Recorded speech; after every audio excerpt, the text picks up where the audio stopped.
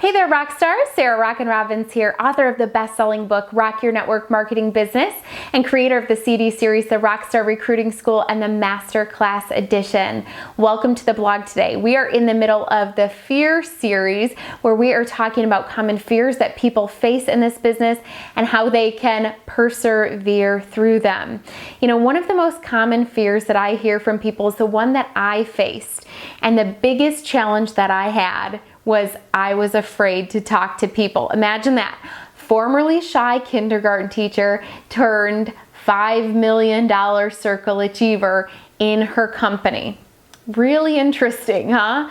So, you know, it was so funny because I remember my first time approaching somebody over at a cosmetics counter, and I thought, okay, surely, you know, I can start this conversation. And I remember going over to her and doing the network marketing verbal vomit. Raise your hand if you've ever done that before. That's right, I have too.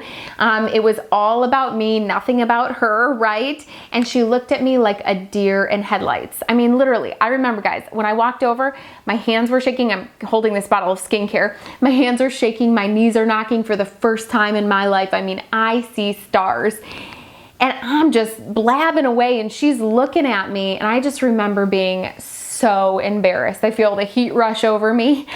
And of course, you know, like any good daughter would do, I run to the car and I call my mom and I cry and I say, "Do I go back there?" She goes, "Don't go back there. Get out of there."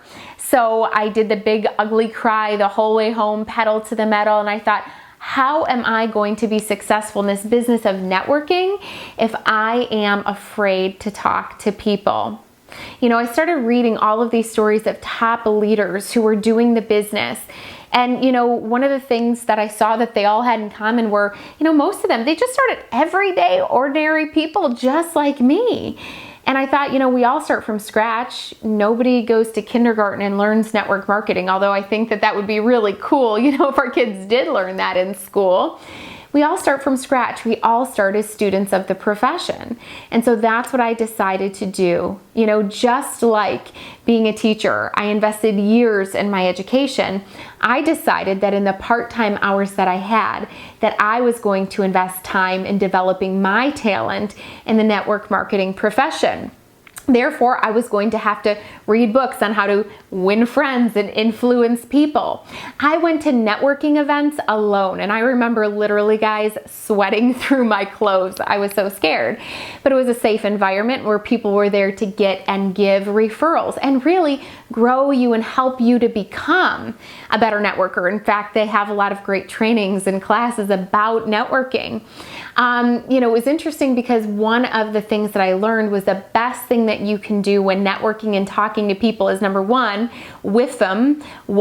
Instead of what's in it for me, you think about tiny, their interest, not yours, right? So instead of thinking about with them, what's in it for me, you need to be thinking about the acronym TINY, their interest, not yours. Networking is all about engaging people, starting with a compliment. Like, you know, you have such a great smile. You know, what do you do? Oh my gosh, your kids are so cute. How old are they? You know, whatever the case may be. Thank you for your great service today. Do you love what you do? I start with a compliment and I always go into questions. And it's just like, you know, interviewing, right? Larry King, the king of questions. Why is he so good at what he does?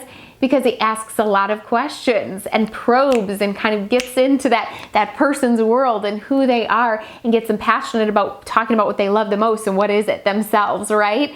You see, when you ask a lot of questions, you get people in their element. They're talking about the thing they love the most and know the most, and that's them or their family, their passions, their desires.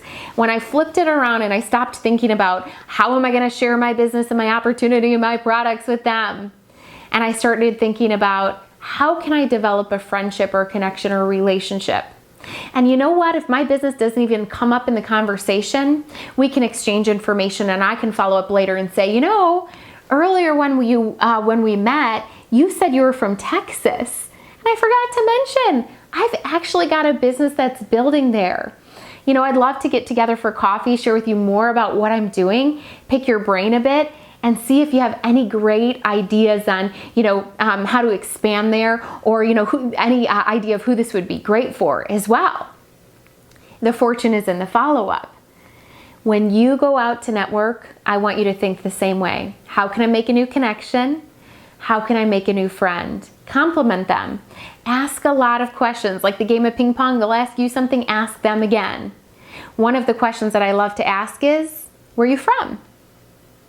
And then remember where they say, oh, I'm from Detroit. And you continue to talk. And remember, you can always bring it back around at the end of the conversation or where you follow up. You know, earlier you mentioned you were from Detroit. I'm not sure if I mentioned this, but my business is actually expanding there. I've loved talking today. Would love to stay in touch. Let's exchange digits. I would love to pick your brain a bit and get some ideas of how to build there and see who you might know that it would be great for. I've so enjoyed meeting you today. Networking is all about making new friends. And that's the best part of the business. The friendships that I have made, you know, the conversations, the relationships that has pulled me out of my shell and has really grown me into the person that I am today and the person that I continue to become. I no longer should say I'm shy.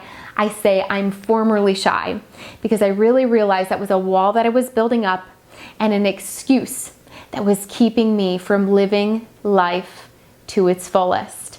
I hope today's topic really helps you out.